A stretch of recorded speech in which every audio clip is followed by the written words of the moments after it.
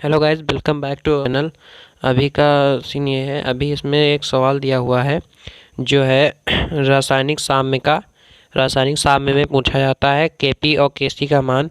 तो इसमें सवाल दिया हुआ है, पहले सवाल देख लेते हैं, फिर इसको हल कर देते हैं आराम से पूरा, और आराम से फिर आपको बताते हैं क्वेश्चन का आंसर। ठीक है, तो यहाँ पे क्वेश्चन पहला है, 817 डिग्री सेल्सियस पर अपक्रिया CO2 plus H2 gives out H2CO के लिए हम Kp बराबर क्या है, इसके लिए इस अपक्रिया के लिए Kp बराबर है 10। ठीक है, वायुमंडल है। इसी अपक्रिया के लिए Kc का मान ज्ञात कीजिए। मतलब इस जो अपक्रिया है, यही अपक्रिया, इसके लिए हमें Kc का मान भी ज्ञात करना है। ठीक है, तो हम इसमें पहले जो हमें दिया है वो हम लिख लेते हैं। ठीक है, तो हमें तापमान दिया है, T बराबर दी हुई है 1817 डिग्री सेल्सियस दिया हुआ है, और प्लस हमें इसमें करना होता है 273।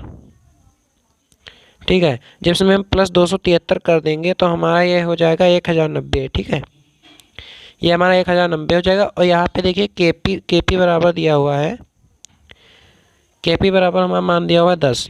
ठीक है, तो हमारा केपी बराबर हो गया 10। ठीक है, तो अभी हम केपी बराबर 10 हो गया और टी बराबर हो गया 1090, और आर का मान हमें याद करना होगा। जो आर का मान होता है वो होता है 0.0821। ठीक है, आर का मान ये होता है। हमें डेल्टा एन हमें निकालना होता है। ठीक है, तो हमें डेल्टा एन निकालने के लिए क्या करना होगा, आपको इधर मैं साइड में समझा दे रहा हूँ।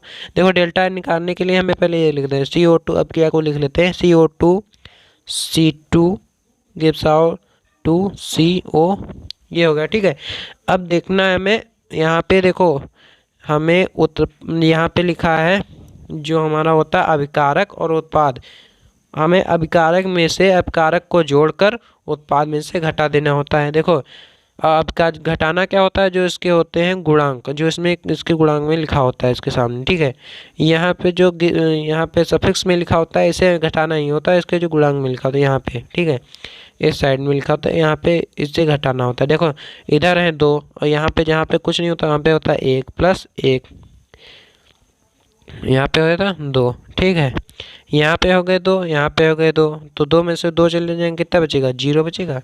तो हमारा ये आ गया डेल्टा एन, तो इसे हम डेल्टा एन निकालते हैं। ठीक है, तो यहाँ पे हो गया डेल्टा एन इक्वल टू 0। यहाँ पे डेल्टा एन निकालने के लिए हमें ये करना पड़ता है। ठीक है, डेल्टा एन बराबर कितना आया, 0। ठीक है, ये हमको बताने बोल गए थे डेल्टा एन निकालना है। ठीक है, डेल्टा एन निकाल लिया।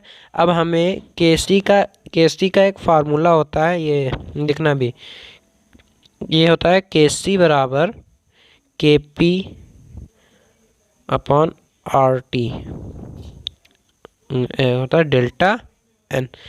ये फार्मूला ऐसा नहीं होता है, ये फार्मूला होता है, ये देखो अभी आपको बता रहे हैं, ये होता है केपी बराबर होता है केसी RT डेल्टा एन। जब यहाँ पे हम केसी लाएंगे तो ये इधर बटे में चले जाएगा, तो वही हो गया यहाँ पे। देखो, इधर हम सब ले आए और बाद में जो RT होता है ना, RT डेल्टा एन, तो ये हमारा केपी के बटे में आ चुका है। ठीक है, अब हमें यहाँ पे केसी का मान तो पता नहीं है, तो हम यहाँ पे केसी इसे ऐसे लिख लेंगे,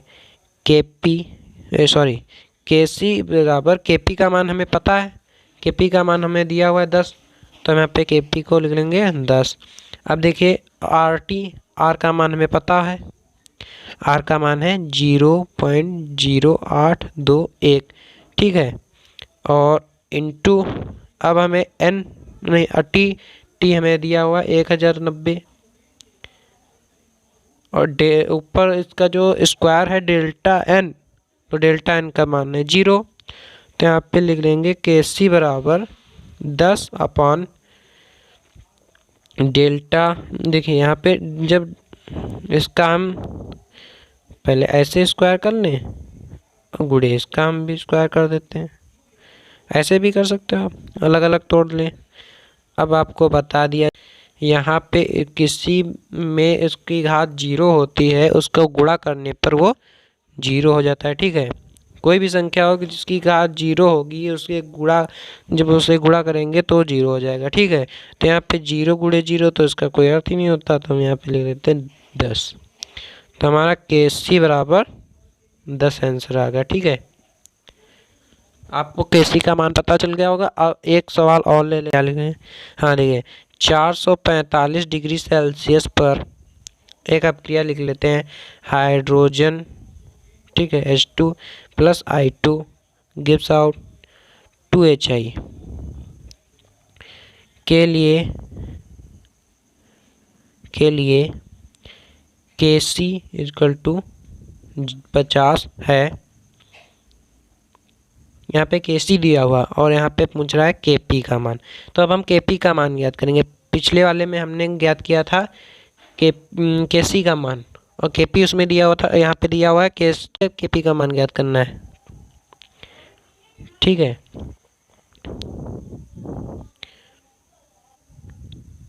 कीजिए। ओके, यहाँ पे ये हो गया। ठीक है, अब हम इसमें देख लेते हैं हमें दिया क्या हुआ। पहले हम ये देख लेते हैं। देखो यहाँ पे T बराबर हमें दिया हुआ है 445। अब T बराबर 445 डिग्री दिया हुआ तो हमें 273 में जोड़ना होगा। तो यहाँ पे T बराबर हो जाएगा 618। ठीक है, 618 डिग्री सेल्सियस। ठीक है, अब यहाँ पे हम लिख लेते हैं हमें क्या मान का दिया हुआ है KC बराबर हो जाता है यहाँ पे 50। ठीक है, दिया हुआ है। ठीक है, अब यहाँ पे KP का मान ज्ञात करना है, और यहाँ पे R बराबर दिया हुआ है 0.0821। R सब में यही होता है, R का कोई मान चेंज नहीं होता है। ठीक है, तो अब हमें पता करना है डेल्टा N। तो डेल्टा N उसी तरीके से हम पता कर लेते हैं। डेल्टा N का मान होता है, देखिए डेल्टा N दिया H2 plus I2 gives out 2HI। तो यहाँ पे एक मिला, यहाँ पे एक मिला, यहाँ पे मिले हमें 2, तो 1 प्लस 1 यहाँ पे हो गया 2, 2 माइनस 2 तो यहाँ पे हो गया 0। डेल्टा N बराबर 0, तो डेल्टा N हमें फिर भी 0 मिला। ठीक है, तो हम यहाँ पे KP बराबर KC, यहाँ पे RT डेल्टा N होता है। तो KP का हमें मान ज्ञात करना है। हमें KC का मान पता है 50, यहाँ पे R का मान 0.0821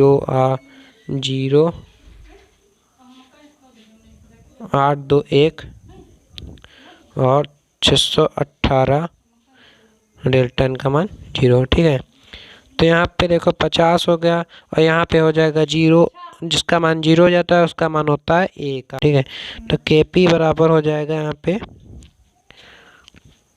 50। ठीक है, तो यहाँ पे दोनों आंसर निकल चुके हैं।